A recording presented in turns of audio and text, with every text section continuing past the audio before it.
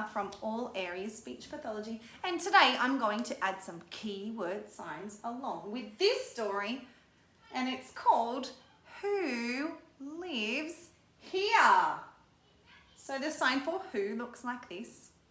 When we do live, we're going to brush the fingertips of our hands. You'll either see this movement down or up. I'm going to do it down today. Who lives here? I'm going to use my pointer finger to say here. Now, this story is a dial a picture story. So there's a little wheel you have to turn to see the different animals or people that might live there. Just like lift the flap stories, dial a picture or turning wheels helps engage children with a story. And this is a lovely short one because it's made for a young audience. Let's see who lives here. Who's going to be the first one? I wonder if you can guess the answer. Can you guess who lives in this tiny house? So you're going to make your house shape, but it's tiny, so we're going to make a little teeny tiny house. Here's a clue. I sit still on my nest of hay, hatching out my eggs. You might see eggs as well, or eggs all day. And then it says, turn the wheel to find the right picture. Let's see. Do you think it's the horse? Would a horse fit in a tiny house? I wonder if you can guess. Let's turn the answer. There's a pig. There's a man. There's a sheep.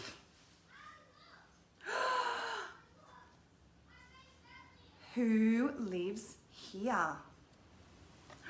It's a chicken. The chicken lives here.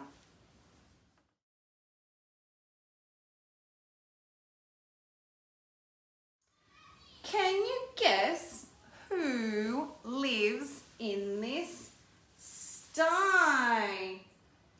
I can see some mud and a nice house. I have a snout, it's like a nose, and a curly tail. So your tail might be curly like this. And I pinch the scraps of food from the farmer's pail. Pail's another word for a bucket. Can you guess who lives here? Who do you think?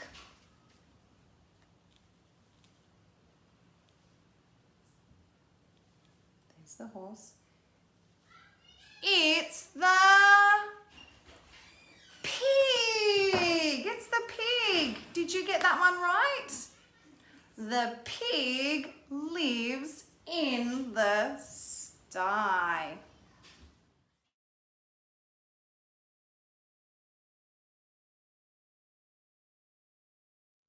I wonder who's next. Can you guess who lives in this stable? Looks like a big building where the animals might live. Let's see what the clues are.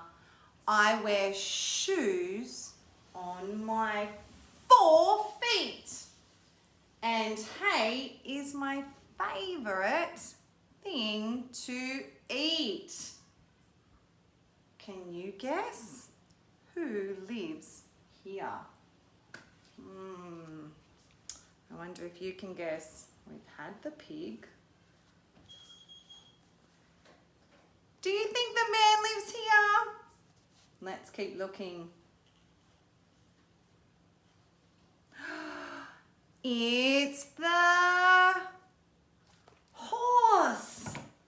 The horse lives here in the stable. And horses have special shoes that go on their feet to protect their hooves.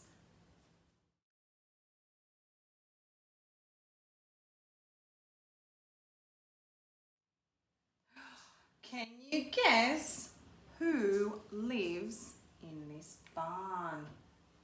Who lives here? Here's a clue. My woolly coat keeps me warm, but in the spring, my coat is shorn. What animal do you think would have woolly fur or a woolly coat that needs to be shorn off to keep them nice and cool in the springtime? I wonder if you know. Who lives here? Let's see. Is it the pig? No. Is it the man? No. Do you think it's the sheep? Does the sheep live here? Yes, I think you're right. The sheep lives here in the barn. And a sheep has wool all over their body and the farmer has to shear them so they're nice and shorn when it's warmer, so they're not so hot. So that's the end of our story, Who Lives Here. We've been using lots of individual keyword signs, and throughout the story, I've also been asking lots of questions. Now, this helps with comprehension or understanding. So you might like to get the end of the story and ask some questions like, I wonder if you can remember which animals we saw. Who lived in the tiny house? Who was it? Was it the chicken? That's right, the chicken lived in the tiny house. Who lived in the sty with the mud? Who was it? Was it the pig? That's right, you're correct. So you might like to ask some questions at the end of the story like that, and you might notice that I'm pausing or giving the other person a chance to answer the question. So if you take a pause, wait, it gives children the opportunity to call out the answer.